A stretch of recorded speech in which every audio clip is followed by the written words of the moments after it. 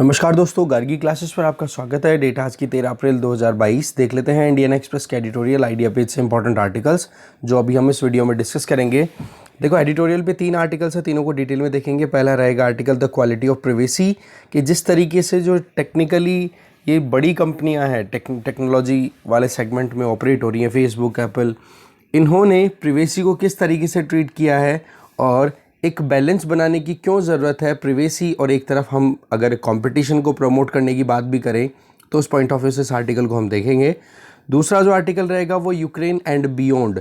अभी देखो, यूएस और इंडिया के बीच में 2+2 समिट हुई है, तो उसमें इंडिया ने भी अपनी तरफ से अपने कंसर्न शो किए हैं, तो यूएसए ने भी अपनी तरफ से कुछ पॉइंट्स हाईलाइट किए हैं, जिसमें वर्चुअल मीटिंग भी हो पाई जो बाइडेन और प्राइम मिनिस्टर नरेंद्र मोदी जी के बीच में। तो उस पॉइंट ऑफ व्यू से इस आर्टिकल को देखेंगे। फिर थर्ड आर्टिकल रहेगा नॉट एन इक्वलाइज़र।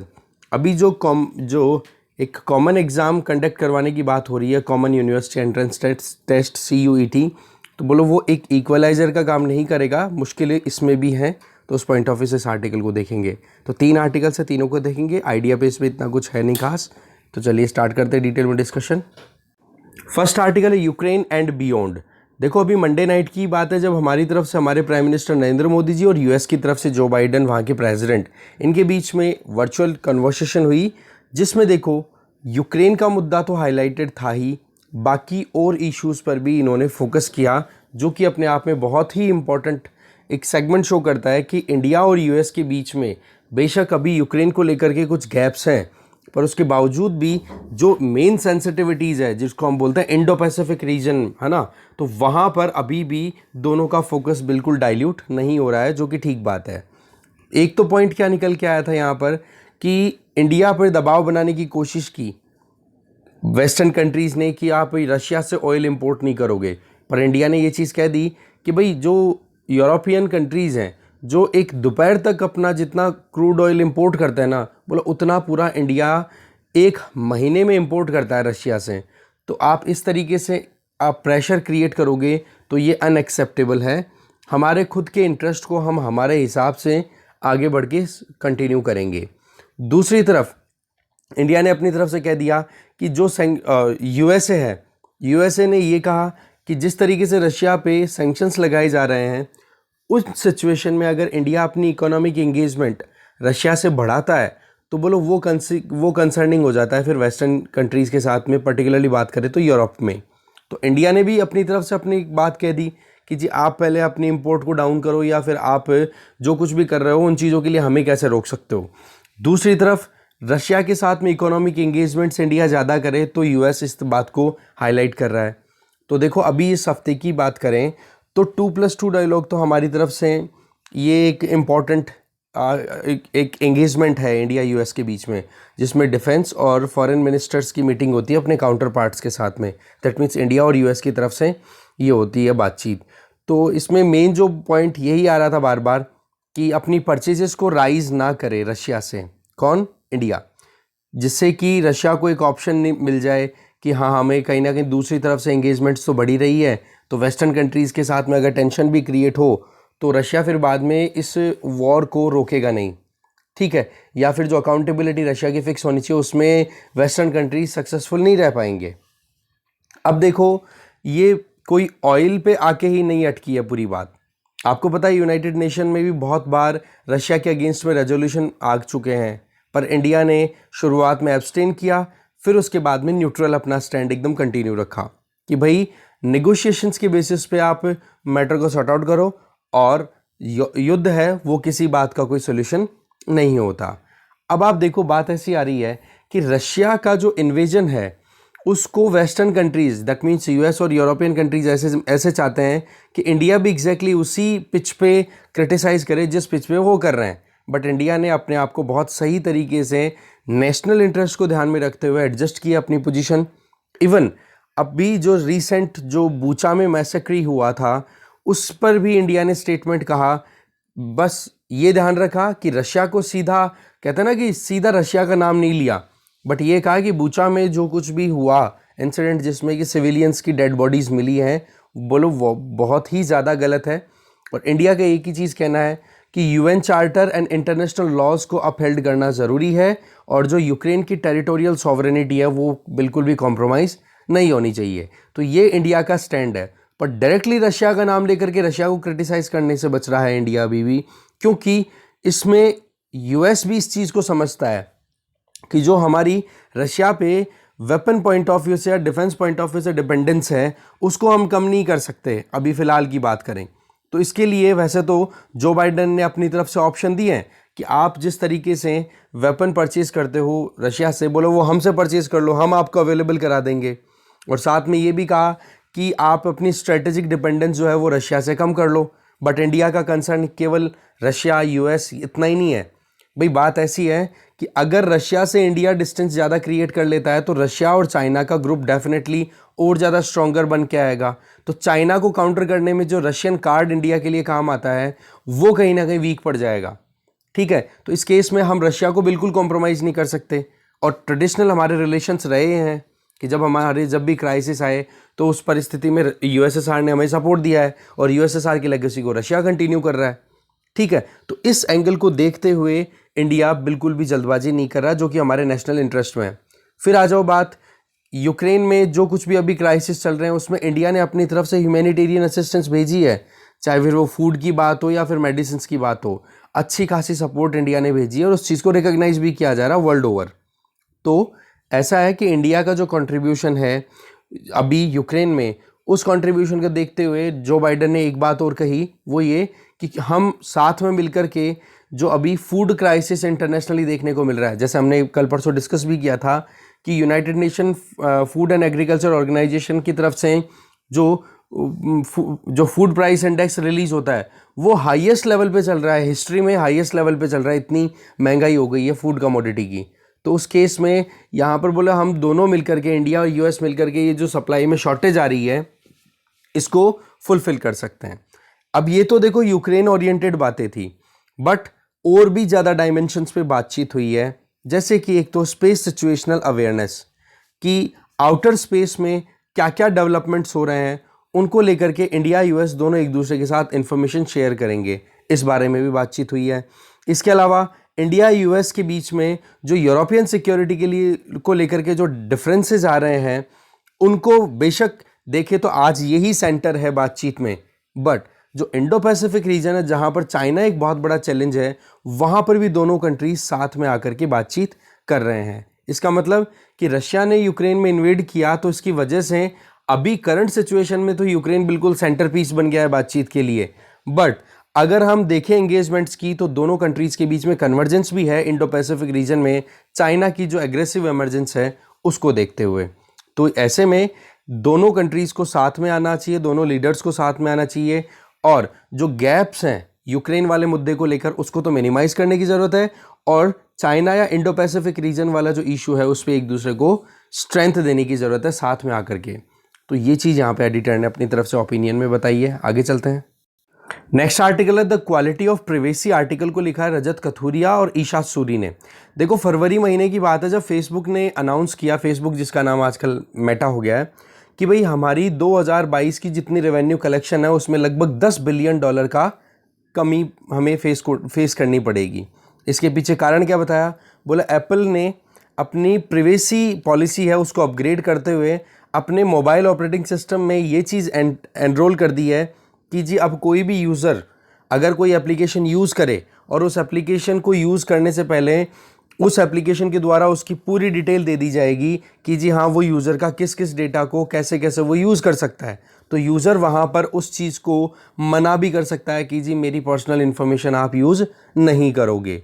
तो ये चीज़ क्या होगी कि एप्पल की तरफ से प्रिवेसी वाला जो प्रोविज़न है ये अपग्रेड करने के लिए एक नया चीज़ शुरू की गई है अपने खुद के मोबाइल फ़ोन सेटअप में, जिसको बोला गया है ऐप ट्रैकिंग ट्रांसपेरेंसी फीचर। इसमें क्या होगा कि यूज़र से पहले पूछा जाएगा कि कोई भी एप्लीकेशन आप यूज़ कर रहे हो तो आपसे पूछा जाएगा कि भाई आपकी इन्फॉर्मेशन हम किसी और प्लेटफॉर्म के साथ शेयर कर सके या कहीं और थर्ड पार्टी के साथ शेयर कर सके तो क्या आप परमिट करते हो? अगर आप हाँ कहोगे तो ही आपकी इन्फॉर्मेशन शेयर होगी, अगर आपने ना कर दिया तो कोई शेयरिंग नहीं होती।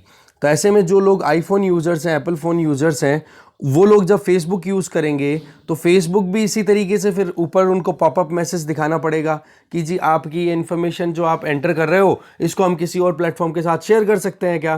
तो आप अगर मना कर देते हो तो फिर फेसबुक के सामने क्या आ गई प्रॉब्लम, वो जल्दी से इन्फॉर्मेशन किसी थर्ड पार्टी या किसी एडवर्टाइज़र से शेयर नहीं कर पाएगा। तो वो एडवर्टाइजिंग एजेंसी से जो पैसा मिलता था ना फेसबुक को, वो रुक गया। तो इस वजह से $10 बिलियन का बोला हमें नुकसान होने वाला है 2022 में। तो ऐसे में फेसबुक तो देखो इस चीज़ को लेकर के चिंता में है कि भाई प्रिवेसी का नाम लेकर के और हमारा मार्केट डाउन कर रही है एप्पल जैसी कंपनियां। पर दूसरी तरफ जो प्रिवेसी एक्सपर्ट्स हैं, ठीक है, उनका ये कहना है कि ये बहुत ही अच्छी बात है कि यूज़र को कम से कम एक अवेयरनेस तो आएगी कि अगर मैं यहाँ पर कोई भी एप्लीकेशन यूज़ करता हूँ उससे पहले मेरे से पूछा जा रहा है, इसका मतलब कुछ ना कुछ इंपॉर्टेंट चीज़ है। और वो अवेयरनेस ही फिर बाद में यूज़र को और ज़्यादा अलर्ट बनाएगी। ऐसे में जो प्रिवेसी का कॉम्प्रोमाइज़ होता है इन डिजिटल प्लेटफॉर्म्स पे, या एक इंडिविजुअल की पर्सनल इन्फॉर्मेशन कहीं गलत जगह पे यूज़ हो जाए, या फिर एक होती है ना कि जो थर्ड पार्टी है वो यूज़ कर लेती है उस डेटा का, तो वो चीज़ रोकनी पॉसिबल है। तो ये चीज़ क्या है, अपने आप में कंपटीशन लेकर के आएगी। जिस तरीके से एप्पल ने शुरू किया है, एक शुरुआत हो गई है कि प्रिवेसी एनहेंसिंग टेक्नोलॉजीज़ पे अब बाकी जो डिजिटल टेक्निकल जाइंट कंपनीज हैं उनको भी ध्यान रखना पड़ेगा। जैसे कि अभी ये ट्रांसपेरेंसी ट्रैकिंग एप्लीकेशन जो है वो तो एप्पल ने लॉन्च कर दी। गूगल भी अपना प्रिवेसी सैंडबॉक्स प्रोजेक्ट है उस पर काम कर रहा है, जिसमें ये है कि वो भी इसी तरीके की प्रिवेसी पॉलिसीज़ पे काम कर रहा है। पर हाँ, अभी तक उस पर थोड़ा सा कहते हैं ना कि रिजल्ट इतना अभी मिल नहीं रहा है कि कितना इफेक्टिवली काम करेगा। तो पॉइंट ओवरऑल क्या रहा है कि प्रिवेसी को प्रमोट करने के चलते हैं अलग अलग बड़ी जो डिजिटल कंपनीज है उनमें कंपटीशन आएगा, तो उसका बेनिफिट यूज़र को होगा, क्योंकि उसकी पर्सनल इन्फॉर्मेशन है वो कहीं पर भी बिना पूछे बिना उसकी इन्फॉर्मेशन के शेयर नहीं की जा पाएगी। अब राइटर्स हैं वो अपना ओपिनियन दे रहे हैं। इनका ये कहना है कि जिस तरीके से अभी ये हम बात कर रहे हैं कि जी प्रिवेसी को लेकर के भी कंपटीशन आएगा, ठीक है, एक बंदे की जो निजी इन्फॉर्मेशन है खुद की उसको लेकर के जो कंपटीशन आएगा बड़ी कंपनियों के बीच में, क्या वो वाकई में कंपटीशन होगा या फिर फ्रेंजी होगी। फ्रेंजी का मतलब हो गया एक तरीके की मैडनेस होगी जहाँ पर वो हॉस्टिलिटी दिखाएंगे एक दूसरे के खिलाफ, एक दूसरे के खिलाफ लड़ाई का ऐसा माहौल बनाएंगे। तो देखने वाली बात ये है कि एक इम्पॉर्टेंट फीचर यहाँ पर क्या निकल के आ रहा है कि देखो जो प्रिवेसी का प्रोविज़न है ना उसको हम प्राइस के पॉइंट ऑफ व्यू से देख नहीं सकते कि हाँ भाई कितने रुपए में आपकी प्रिवेसी बिक रही है, कितने रुपए में आपकी प्रिवेसी बच रही है। बस पॉइंट आ रहा है तो वही क्या कि नॉन प्राइस फैक्टर यहाँ पर आ जाता है, that is quality of service. कि भाई एक प्लेटफॉर्म पर आपके सामने मैसेज आया, ठीक है, आपने एप्लीकेशन ऑन की, मैसेज आ गया कि जी आप इसको अलाउ कर दो आपकी इन्फॉर्मेशन, जिससे कि हम आपकी इन्फॉर्मेशन है वो किसी के साथ शेयर कर सकें जो भी थर्ड पार्टी होगी। तो आप उसको अलाउ कर दोगे तब तो देखो आप उस एप्लीकेशन के सारे फीचर्स यूज़ कर पाओगे। जबकि दूसरी तरफ वो एप्लीकेशन क्या कर सकती है कि आपके सामने पॉपअप मैसेज आ गया और आपने नॉट अलाउ कर दिया, ठीक है, अब नॉट अलाउड कर दिया तो उस केस में क्या हो जाएगा कि वो एप्लीकेशन आपको हो सकता है कि सारे फीचर्स आपको अवेलेबल ना कराए। तो ऐसे में क्वालिटी ऑफ सर्विस कॉम्प्रोमाइज़ होगी कि नहीं, यही एक सबसे बड़ी चीज़ है। देखो ये जो बड़ी टेक्निकल कंपनीज है ना, ये अपने खिलाफ में जो भी कंपटीशन खड़ा होता है उस कंपटीशन को सप्रेस करने की भी पूरी कोशिश करती है। एक तरफ हम बोल रहे हैं ना कि प्रिवेसी को लेकर के कंपटीशन आ जाएगा, एप्पल ने शुरू किया तो फिर बाद में फेसबुक भी करेगा, गूगल भी करेगा, ऐसे लाइन लग जाएगी और कस्टमर के या कंज्यूमर जो भी कस्टमर यूज़र हैं उनके हिसाब से फिर ये प्लान बनेगा, तो इसका बेनिफिट फिर यूज़र को मिलेगा, उनकी पर्सनल इन्फॉर्मेशन हर कहीं पर शेयर नहीं होगी। पर सवाल ये है कि कंपटीशन को या ये जो बिग डिजिटल कंपनीज हैं ये प्रमोट तो होने देती है क्या। 2010 से लेकर के 2019 तक का टाइम है, ये 10 साल का जो टाइम था ना, इसमें यूएसए के फेडरल ट्रेड कमीशन के द्वारा जो डेटा शो किया गया है उसका ये कहना है कि ये जो बड़ी डिजिटल कंपनीज हैं इन्होंने 616 छोटी छोटी कंपनियों को एक्वायर किया है। आपको ध्यान हो तो व्हाट्सएप एक अलग से प्लेटफॉर्म हुआ करता था, और व्हाट्सएप एक अपने आप में बहुत बड़ा चैलेंजिंग इशू क्रिएट कर रहा था फेसबुक के सामने, तो फेसबुक ने झट से एक्वायर कर लिया, खरीद लिया उस कंपनी को। सिमिलरली इंस्टाग्राम एक अलग से प्लेटफॉर्म तैयार हो रहा था, उसको भी फेसबुक ने खरीद लिया। तो ऐसे में कंपटीशन को किल करने का एक सिनेरियो क्रिएट हुआ। फिर जाकर के 2019 में अलग अलग कंट्रीज ने अपनी तरफ से गाइडलाइंस इशू की कि भाई आप कैसे कंपटीशन को ख़त्म कर सकते हो छोटी कंपनियों को एक्वायर करके, जबकि वो आपसे बेटर ऑप्शन सस्ती रेट पर अच्छी अच्छी सर्विसेज प्रोवाइड कर रही हैं। अब जाकर के छोटी कंपनियों को थोड़ा कंपटीशन में आने का मौका मिल रहा है। नहीं तो ये जो 10 साल थे ना 2010 से 2019 के, इसमें बढ़िया बढ़िया कंपनीज जो कि आज बहुत अच्छा परफॉर्म कर रही हैं, उनको इन डिजिटल जाइंट कंपनीज ने कैप्चर कर लिया। ठीक है, तो ये चीज अपने आप में क्या शो करती है कि क्या कंपटीशन को पनपने तो देगी क्या, जिस हम प्रिवेसी कंपटीशन की हम बात कर रहे हैं। अब आ जाओ आगे। आज की अगर फ्रेमवर्क्स की बात करें, मॉडर्न फ्रेमवर्क्स की, तो हम ज़्यादा से ज़्यादा फोकस किस पे करते हैं? कंपटीशन लॉज पे। कंपटीशन से क्या होता है? अच्छी क्वालिटी सस्ती रेट पे अवेलेबल हो जाती है, रिसर्च भी अच्छी होती है। बट रियल सेंस में अगर देखें तो हमारा मेन फोकस क्या रह गया? केवल और केवल कंज्यूमर वेलफेयर। अब कंज्यूमर वेलफेयर का नाम लेकर के एक बड़ी कंपनी छोटी कंपनी को खरीद लेती है और ये कहती है कि हमारे पास में इकोनॉमी ऑफ स्केल है, हमारे पास में यूज़र बेस है, हम जो भी प्रोडक्ट या जो भी सर्विसेज अवेलेबल कराएंगे वो सस्ती रेट्स पे अवेलेबल कराएंगे, इकोनॉमी की एफिशिएंसी हम अचीव कर सकते हैं। तो ऐसे में फिर इस कंज्यूमर वेलफेयर का नाम लेकर के ही वो छोटी कंपनियों को खा जाती हैं। तो ओवरऑल क्या यहाँ पर एक प्रॉपर कॉम्पिटिटिव माहौल बन पाया? तो ये चीज़ें क्या शो करती हैं कि लूप होल्स या वीकनेसेस बहुत सारी हैं सिस्टम में, जिसके चलते ये जो डिजिटल प्लेटफॉर्म्स हैं ये बिल्कुल भी फ्री माहौल नहीं रहने देती हैं, जिससे कि कोई छोटी कंपनी पनप भी सके। तो एक ये मुद्दा भी आ जाता है। फिर आ जाते हैं राइटर्स के दो इंपॉर्टेंट क्वेश्चन।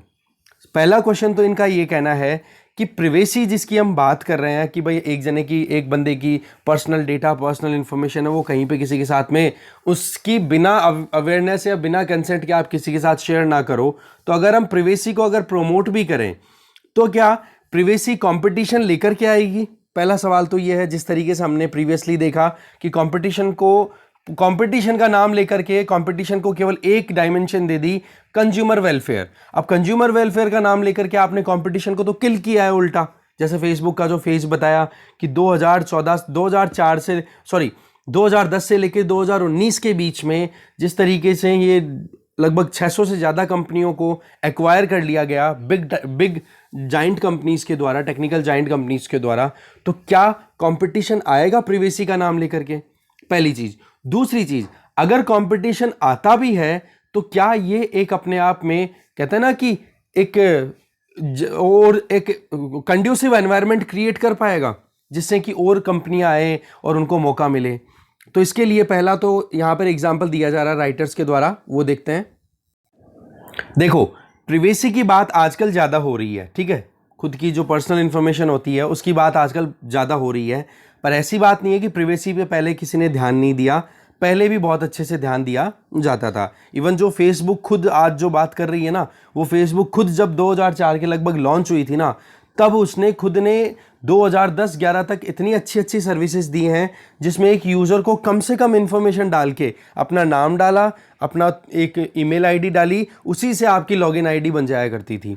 फिर धीरे धीरे लॉगिन आईडी को इतना एक्सपेंड कर दिया और उसमें मैंडेटरी कर दी चीज़ें कि भाई एड्रेस तो डालना ही पड़ेगा, मोबाइल नंबर तो डालना ही पड़ेगा, ईमेल आईडी तो डालनी ही पड़ेगी, ये सारी चीज़ें मैंडेटरी कर दी गई। तो यहाँ पर प्रिवेसी वाला जो पॉइंट है ना, उसको रेगुलेट करने के पॉइंट ऑफ व्यू से देखें तो ये पहले से चलती आ रही है। जैसे अगर हम करंट सिचुएशन की बात करें तो एप्पल और डक डक गो, ये दो चीज़ों को हम कंपेयर करते हैं। दोनों के दोनों प्रिवेसी एनहेंस करने की बात कर रहे हैं और दोनों एक दूसरे को compete कर रहे हैं। तो ये चीज़ शो कर रही है कि वाकई में कंपटीशन आता है। एक सर्च इंजन जो है वो अच्छी फीचर्स देता है, जैसे आपके सामने आता है ना, this website uses cookies something. वो कुकीज़ क्या यूज़ होती हैं? आप एडवर्टाइजिंग एजेंसी को आपकी इन्फॉर्मेशन, वो वेबसाइट है, वो शेयर करती है और वो फिर आपको अप्रोच करती हैं कि जी आपको क्या चाहिए, हमसे मांगो, हम देंगे आपको। फिर आपको मतलब मार्केटिंग के वो अलग अलग फंडे, जिसमें कभी आपको ये इनसिक्योर फील कराएंगे, कभी क्या। तो ऐसे में ओवरऑल पॉइंट क्या आ गया कि एक इंडिविजुअल यूज़र की इन्फॉर्मेशन को थर्ड पार्टी तक पहुंचाना, उसको रोकने के लिए एप्पल और डक डक गो ने अपनी तरफ से कुछ कहते हैं ना कि अपनी तरफ से एफर्ट्स किए हैं। इवन फेसबुक ने भी 2004 से लेकर, मैंने बताया अभी आपको कि 2010 तक का जो पीरियड था ना, 2012 तक का, उस पीरियड में फेसबुक ने इतनी अच्छी सर्विसेज दी हैं।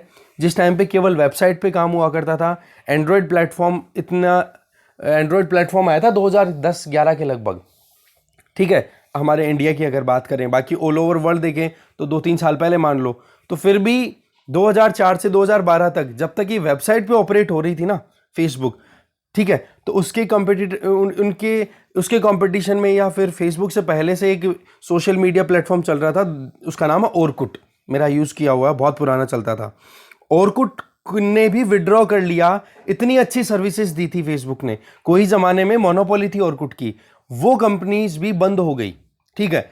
फिर उसके बाद में 2014 से लेकर अभी तक देखें तो जो प्रिवेसी का नाम लेकर के अपने हिसाब से फेसबुक ने जो काम किए थे, जो यूजर्स को कॉन्फिडेंस दिलाया था, सर्विसेज प्रोवाइड की थी, अब वो सर्विसेज जो हैं वो कंडीशनल हो गई, प्रिवेसी कॉम्प्रोमाइज होने लग गई वहाँ पर। तो ऐसे में जो वेबसाइट्स हैं वो किस तरीके से हमारी इंफॉर्मेशन को यूज़ करना चाहती है, उन चीज़ों, और वो भी कौन सी, हमारी पर्सनल इंफॉर्मेशन को, तो सवाल क्या आ जाता है कि क्या प्रिवेसी को लेकर के कंपटीशन आ सकता है? क्योंकि देखो, प्रिवेसी को लेकर के कंपटीशन में फेसबुक उतरी शुरू में, ठीक है, कम से कम इंफॉर्मेशन लेकर के, और आपको एक्सेसिबिलिटी दी इंटरनेट पे। फिर उसके बाद में टाइम बीतता है तो फेसबुक बाकी कंपनियों को ख़त्म करके और खुद एक बड़ी कंपनी बन गई, और आज उसी प्रिवेसी को सवाल में लेकर के आ रही है कि हमें $10 बिलियन का नुकसान हो जाएगा। तो सवाल ये है कि क्या आज के टाइम पर प्रिवेसी कंपटीशन प्रमोट करेगी? तो पहले पॉइंट पे तो ये क्वेश्चन आता है। इस चीज़ के लिए देखो 2018 में OECD ने भी अपनी तरफ से बात कही थी कि प्रिवेसी जो है वो बहुत इंपॉर्टेंट है, और आप कह सकते हो कि क्वालिटी ऑफ सर्विस में कोई कमी नहीं आनी चाहिए अगर आप प्रिवेसी को मेंटेन करते हो, या प्रिवेसी को लेकर के कोई भी आप अगर अपनी तरफ से प्लेटफॉर्म या फ्रेमवर्क क्रिएट करते हो। तो ओवरऑल बात क्या आ गई कि OECD कंट्रीज ने भी 2018 में अलर्ट हो गए थे कि भाई क्वालिटी अगर हमें चाहिए है और साथ में हमें प्रिवेसी भी कॉम्प्रोमाइज़ नहीं करनी है, तो कुछ रेगुलेटरी फ्रेमवर्क तैयार करने होंगे। तो इस तरीके से पॉइंट क्या निकल के आ गया यहाँ से कि कंपटीशन में भी प्रिवेसी का यूज़ होता है, बट लॉन्ग टर्म में उसी प्रिवेसी को प्रमोट करने वाली कंपनियां प्रिवेसी को एक हर्डल की तरह देखने लग जाती है। तो इसी जगह पे फिर दूसरा क्वेश्चन आ गया, तो क्या ऐसे में लंबे समय के लिए क्या हम प्रॉपर ऐसा मार्केट फ्रेमवर्क तैयार कर सकते हैं जिसके चलते प्रिवेसी भी मेंटेन हो और कंपनीज भी अपने हिसाब से काम कर सके? तो देखो, इसमें बहुत ज़्यादा मुश्किलें हैं। बेशक कितने ही मार्केट बन चुके हैं, कितने ही रेगुलेटर्स बन चुके हैं, सरकारी रेगुलेशन आ गए हैं, पर हर बार टेक्नोलॉजिकल एडवांसमेंट इतना क्विक होता है कि वो फेल हो जाता है। और नो डाउट, कोई भी अगर सिस्टम में कुछ नया चीज़ आ रही है ना, तो वो अगर पुरानी चीज़ों को फेल करती है तो उसमें कोई प्रॉब्लम नहीं है, हमें कुछ और नई चीज़ बनानी होगी, दैट मीन्स अपग्रेड करना होगा। तो अब क्या बात आ गई कि प्रिवेसी क्या कोई मेरिट देगी? दैट मीन्स क्या कंपनीज को प्रिवेसी प्रमोट करने के लिए एक कंपटीशन फील होगा कि हाँ, जो ज़्यादा प्रिवेसी को प्रमोट करेगा या जो पर्सनल डेटा को सेव करके रखेगा उसके यूज़र बेस ज़्यादा होंगे। तो इसके लिए देखो रेगुलेटर्स का इंपॉर्टेंट रोल आ जाता है। जैसे हम इंडिया की बात करें, हमारे यहाँ पर कंपटीशन को प्रमोट करने के लिए कंपटीशन कमीशन ऑफ इंडिया है, तो उसने अपनी तरफ से अभी रिसेंटली एक एग्जाम्पल रख दिया कि व्हाट्सएप ने, आपको पता है, एक पॉलिसी आउट की थी जिसमें पॉलिसी में व्हाट्सएप जैसे ओपन करते तो उसमें वो एक डायलॉग बॉक्स खुलता था जिसमें ये लिखा रहता था कि हाँ भाई, इसको एक्सेप्ट करो फिर आगे बढ़ो, ये डेडलाइन है। जून तक की डेडलाइन एक्सटेंड होते होते जून तक पहुंच गई थी। फिर उसके बाद में कंपटीशन कमीशन ऑफ इंडिया ने बिल्कुल मना कर दिया, बोला आप ऐसे कैसे कर सकते हो कि जो भी आपके यूजर्स हो उसके डेटा को आप यूज़ करो, किसी तीसरी पार्टी के साथ शेयर करो, बोले इसको आप बंद करो। अल्टीमेटली प्रिवेसी का नाम लेकर के कंपटीशन कमीशन ऑफ इंडिया ने वो जो व्हाट्सएप का जो पॉपअप मैसेज था उसको हटवा ही दिया कि आप किसी भी यूज़र का डेटा थर्ड पार्टी के साथ नहीं शेयर करोगे। पर इसमें डर क्या था कि कहीं क्वालिटी ऑफ सर्विस रिड्यूस ना हो जाए। तो बात ऐसी है कि एक तरफ तो हम प्रिवेसी की बात करते हैं, एक तरफ हम कंपटीशन की बात करते हैं, ये दोनों ओवरलैपिंग है। तो इस केस में क्या है, प्रिवेसी तो देखो प्रोटेक्ट होनी चाहिए, नो डाउट, पर जितनी प्रिवेसी प्रोटेक्ट करने की हम कोशिश कर रहे हैं उसमें हमें यह भी देखना होगा कि कहीं मार्केट को तो हम ख़त्म नहीं कर देंगे, कहीं पर ये जो कंपनीज़ हैं, टेक्निकल कंपनीज़ हैं, ये अपनी तरफ से एफर्ट ना करें कोई नई चीज़ नहीं लेकर के आने की। पर एक चीज़ हमेशा ध्यान रखें अपन कि जब भी कोई नई चीज़ के बारे में हम बात करते हैं, जैसे अभी हम प्रिवेसी की बात कर रहे हैं बार बार, तो प्राइवेसी को लेकर के अगर कोई भी कंपनीज अपनी तरफ से कंपटीशन फील करती है, जैसे अभी एप्पल ने किया तो एक होड़ लगेगी ना, इनके बीच में कंपटीशन होगा, तो फेसबुक भी यही करेगा, गूगल भी यही करेगा, अमेजोन भी यही करेगा। तो इसमें कंपटीशन की वजह से एक तो क्या होगा, बढ़िया टेक्नोलॉजीज हैं वो डेवलप हो पाएगी, ठीक है, प्रिवेसी को प्रिजर्व करने वाली टेक्नोलॉजीज अवेलेबल हो पाएगी, क्योंकि कंपटीशन से क्या होता है भाई, रिसर्च ज़्यादा होगी, नया प्रोडक्ट बनेगा, नई सर्विसेज बनेंगी, तो एक तो ये फ़ायदा हो जाता है। दूसरी तरफ अगर देखें तो ये जो गेट कीपर्स हैं, जिनको यूरोपियन यूनियन में अभी जो बिल लाया गया था प्रिवेसी को प्रोटेक्ट करने के लिए या फिर इन डिजिटल कंपनीज को रेगुलेट करने के लिए, तो वहाँ पर गेट कीपर बोला गया था इन बिग टेक्निकल कंपनीज को। तो इनका मिसयूज़ करने का भी एक स्कोप बनता है। कैसे कि वो फिर न्यू एंट्रेंट को ब्लैकमेल करने लग जाएंगे। जैसे आज कोई नया यूज़र है, वो फेसबुक पे अकाउंट बनाए, ठीक है, उसको ये कह दे कि हाँ जी आप प्रिवेसी पॉलिसी को एक्सेप्ट करो, मतलब कुकीज़ को एक्सेप्ट करो। अगर एक्सेप्ट करते हो तो आप एक्सेस कर सकते हो डेटा, और अगर एक्सेप्ट नहीं कर सकते हो तो डेटा आप एक्सेस नहीं कर पाओगे। तो इस केस में क्या हो गया कि न्यू एंट्रेंट को रोक दिया कि नहीं उन्होंने। तो एक तरफ तो फ़ायदा क्या हो सकता है, प्रिवेसी का नाम लेकर के कंपटीशन और बढ़िया क्वालिटी की टेक्नोलॉजी डेवलप हो सकती है, बट दूसरी तरफ अगर देखें तो न्यू एंट्रेंट हैं, उनके लिए मुश्किलें भी हो सकती है। तो थोड़ा इसको भी हमें समझना होगा।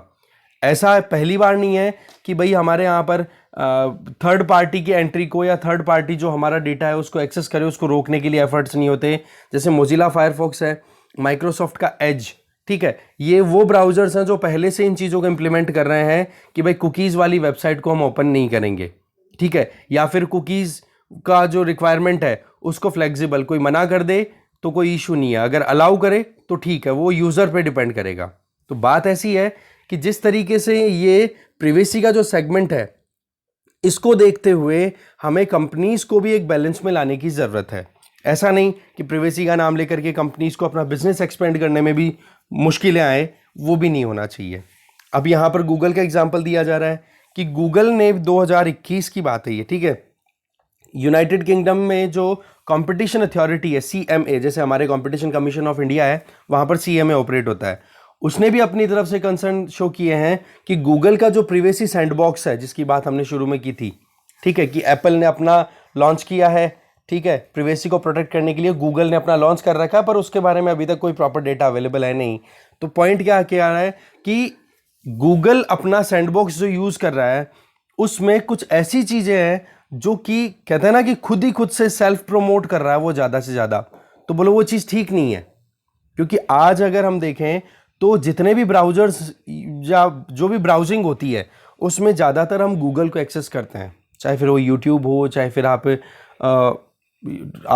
नॉर्मल गूगल ब्राउज़र को सर्च करो या क्रोम यूज़ करो। तो उस केस में क्या आ जाता है कि यहाँ पर मोनोपोली आने की चांसेस रह जाते हैं। तो इस केस में गूगल जैसी कंपनियों पे भी लगाम लगानी अपने आप में चैलेंजिंग हो जाती है। तो पॉइंट वही आ रहा है कि भाई हमें डेवलपमेंट भी चाहिए, हमें प्रोटेक्शन भी चाहिए। तो ऐसे में एक इनेबलिंग माहौल भी होना चाहिए, तो स्टिफल कंपटीशन भी होना चाहिए। दैट मीन्स कहीं पर अगर गलत तरीके का कंपटीशन हो जाए तो उसको तो रोकने की ज़रूरत है, और जहाँ पर प्रिवेसी प्रमोट हो और साथ में कंपटीशन बढ़े और आगे से आगे एक्सपेंशन हो मार्केट का, तो वो एक अच्छी बात है। तो ओवरऑल एक बैलेंस की ज़रूरत है, यूज़र को भी ऑटोनॉमी मिले, कंज्यूमर की प्रोटेक्शन भी हो, इनोवेशन भी आना चाहिए, मार्केट में कंपटीशन भी होना चाहिए, और डिजिटल कंपनीज भी अपना मार्केट एक्सपेंड करें, तब जाकर के विन विन सिचुएशन बनेगी। तो ये देखो प्रिवेसी को लेकर के, होड़ को लेकर के पूरा आर्टिकल था कि कैसे प्रिवेसी का यूज़ करके कंपटीशन भी आ सकता है, यूज़र की प्रोटेक्शन भी हो सकती है।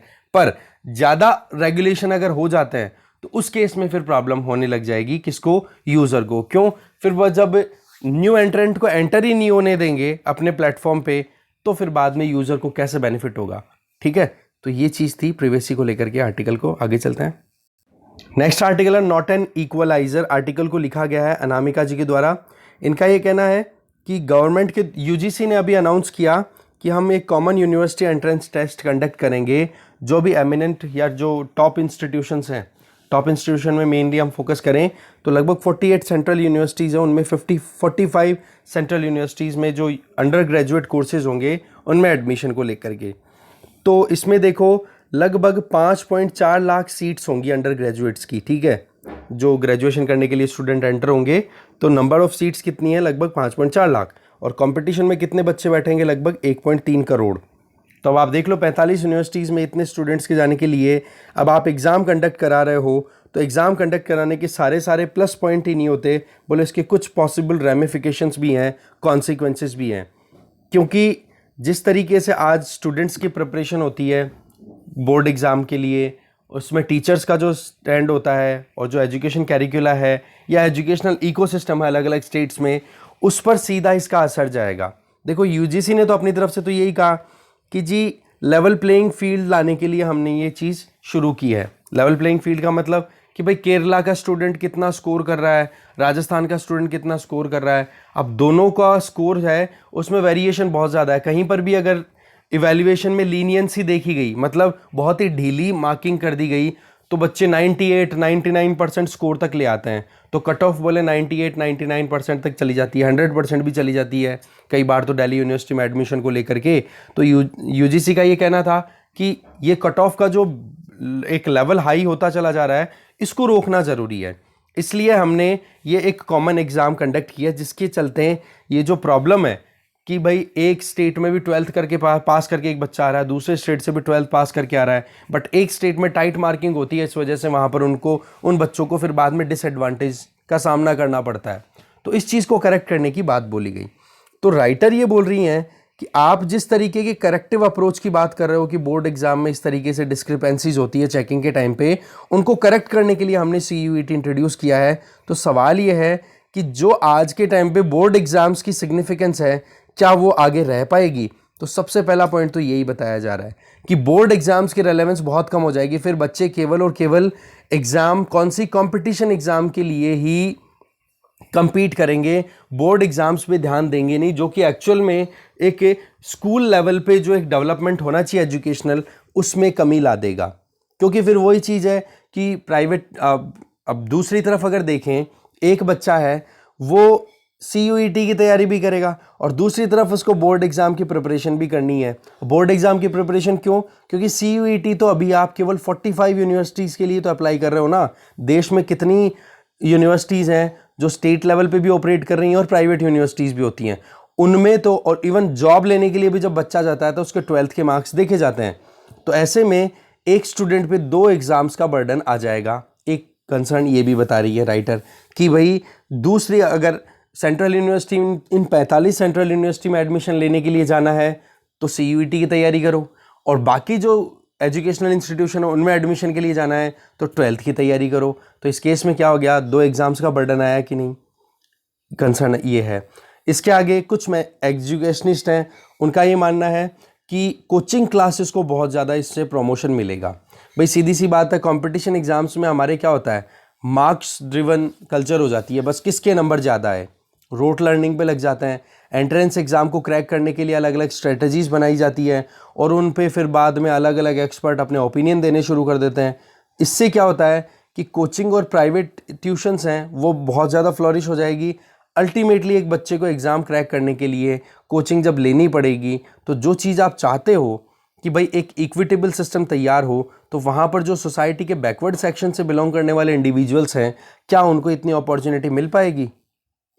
फिर बात आ रही है कि CUET का जो पूरा पैटर्न है वो NCERT बेस्ड है। अब सवाल ये, NCERT मतलब मिनिस्ट्री ऑफ एजुकेशन के अंडर में जो एजुकेशनल कंटेंट हम भी पढ़ते हैं हमारी प्रिपरेशन में, तो उन पे बेस्ड है। सवाल ये है कि क्या सभी स्टेट बोर्ड्स में NCERT चल रही है क्या? तो जो बच्चे स्टेट बोर्ड्स के द्वारा रिलीज की हुई बुक्स पढ़ रहे हैं, उनको तो कितनी प्रॉब्लम का सामना करना पड़ेगा ना फिर कंपटीशन में आने के लिए। इसका मतलब अल्टीमेटली अगेन वो कोचिंग के चक्कर काटेंगे। तो एक ये भी इशू आ रहा है कि जो एजुकेशन मटेरियल है उसमें भी डिफरेंस बहुत ज़्यादा है, और डिफरेंस की वजह से फिर बच्चों को परेशान होना पड़ेगा। फिर अगेन वही कोचिंग इंडस्ट्री वाला सिनेरियो क्रिएट हो जाता है।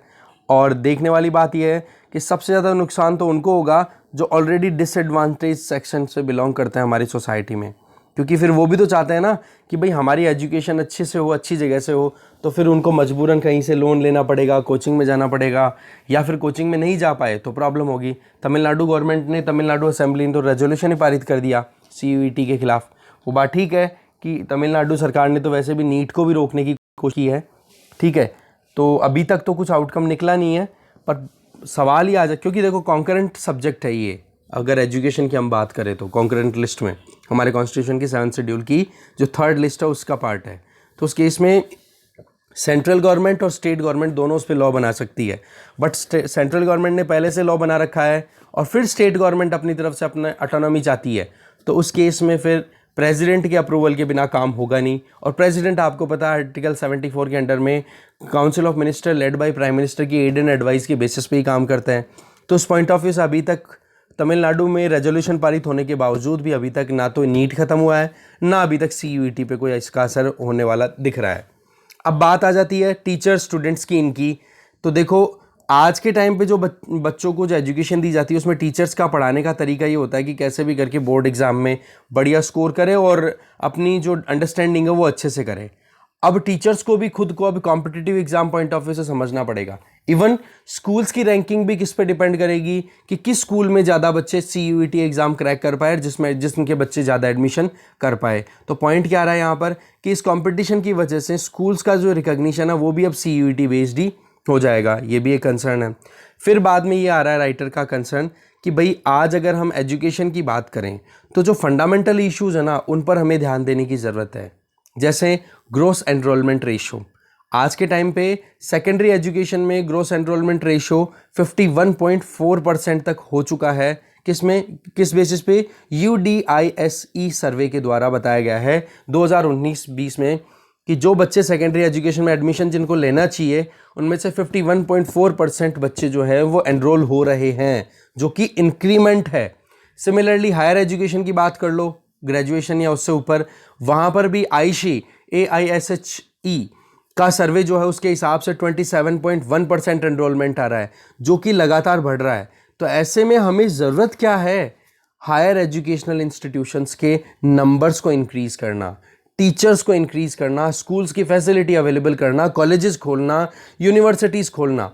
क्योंकि ग्रॉस एनरोलमेंट रेशो का जो ये मोमेंटम अभी चल रहा है, इस मोमेंटम को रुकना नहीं चाहिए, क्योंकि जितना ज़्यादा एनरोलमेंट होगा एजुकेशन में हायर लेवल पे, उतना ही फिर बाद में हमारी इकोनॉमी को, हमारे देश को बेनिफिट होता है। तो ओवरऑल पॉइंट क्या आ रहा है कि जो फंडामेंटल इशू है that is gross enrollment ratio, और उसके लिए आप number of quality educational institution open करो, फिर देखो आपको अच्छे बच्चे या अच्छी टीचर्स की अवेलेबिलिटी होती है कि नहीं। दूसरी चीज़ ये कि जब नंबर ऑफ इंस्टीट्यूशंस बहुत सारे होंगे तो फिर कंपटीशन भी अपने आप कम होगा, जिससे कि फिर ये प्रॉब्लम जो रहती है, कौन सी प्रॉब्लम कि जी कोचिंग के चक्कर काटने हैं, या फिर कुछ सीट्स हैं, जैसे हमने देखा लगभग 5.5 लाख सीटों के लिए लगभग 1.25 करोड़ इंडिविजुअल्स हैं compete करेंगे। तो उस केस में वहाँ पर उनके पास में और भी ऑप्शंस रहेंगे, तो वो जो टाइम है, वो जो प्रेशर है, वो कम हो पाएगा। और पेंडेमिक ने आपको पता हाल वैसे ही ख़राब कर दिए। तो उस टाइम अभी ज़रूरत क्या है कि अल्टीमेटली नेशनल एजुकेशन पॉलिसी 2020 का जो मेन थीम है, जिसमें क्या है, equitable access to good quality higher education for all students, ये सपना पूरा तभी होगा जब number of educational institution, number of schools, number of teachers ये इंक्रीज़ होगा, जिससे कि जो ग्रोस एनरोलमेंट रेशियो इंक्रीज़ हो रहा है उसको एब्जॉर्ब किया जा सके। नहीं तो क्या होगा, कंपटीशन आएगा, कंपटीशन में फिर एडमिशन अच्छे इंस्टीट्यूशन में नहीं होता है तो एक बच्चा फिर एफर्ट करेगा तो उसका टाइम भी ख़राब होता है। तो पॉपुलेशन और जितनी डिमांड है उसके हिसाब से एजुकेशनल इंस्टीट्यूशन इंफ्रास्ट्रक्चर की सप्लाई भी होनी चाहिए, तब जाकर के ये 2020 का जो नेशनल एजुकेशन पॉलिसी का सपना है, टारगेट है, ये पूरा हो पाएगा। तो इस तरीके से 3 आर्टिकल्स थे, तीनों हमारे कंप्लीट हो गए। जो मंडे का जो हमारा बचा हुआ पोर्शन है वो कोशिश करूँगा अपकमिंग संडे तक हम कवर कर लेंगे। अगर किसी भी दिन यूँ कम आर्टिकल्स दिखेंगे ना, उस दिन भी कवर कर लेंगे या फिर कमिंग संडे को हम कवर कर देंगे, ठीक है। और संडे को जो न्यूज़ और एक्सप्लेन्ड वाला है वो मैंने बंद कर दिया है, वजह कि फिर बहुत सारे होच पोच हो जाती है। एक दिन का ऑफ ज़रूरी भी है, एक दिन आप खुद से कर लिया करो, ठीक है। Thank you very much.